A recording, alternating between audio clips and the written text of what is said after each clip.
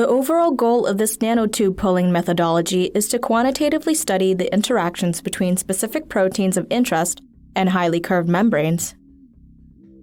This method can help answer key questions in the biology of cell membranes, such as endocytosis and intracellular trafficking. This technique allows to directly quantify how proteins bind to curved membranes and reciprocally deform them.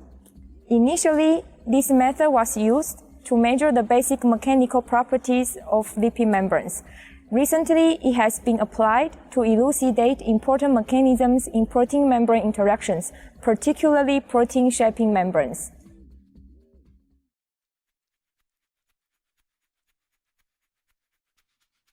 Begin by collecting the giant unilamellar vesicles directly from the platinum wires of the electroformation chamber. To construct the experimental chamber, place 2 rectangular glass cover slips 1 mm apart on a metallic base, leaving openings along the long edges large enough to allow a glass micropipette tip to reach to at least the center of the chamber.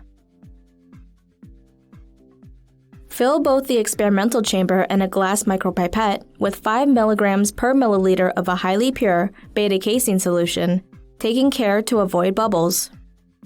While the chamber is being passivated, mount it onto a light microscope centered above the objective, and insert the tip of the aspiration micropipette through the opening along the long edge until the tip is above the objective.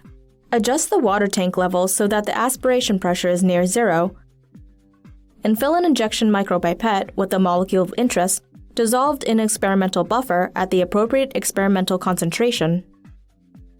Mount the injection micropipette inside a micromanipulator.